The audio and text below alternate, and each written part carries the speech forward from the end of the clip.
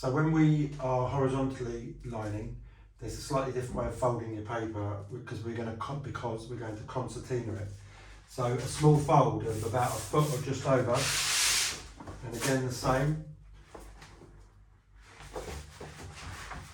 2 folds there. I can pull my paper up. Sorry about the noise of my feet. A little bit of paste on my shoe and my trolley, making a noise on this Projects covering we've got on the floor. Don't want it to come out over the video. Want you to hear me clearly. Okay, that's our paper pasted. And again, I'll make these concertina folds. One more probably I can get in. There we go. If you haven't got enough to concertina at the end, just fold it over. Okay, there we go.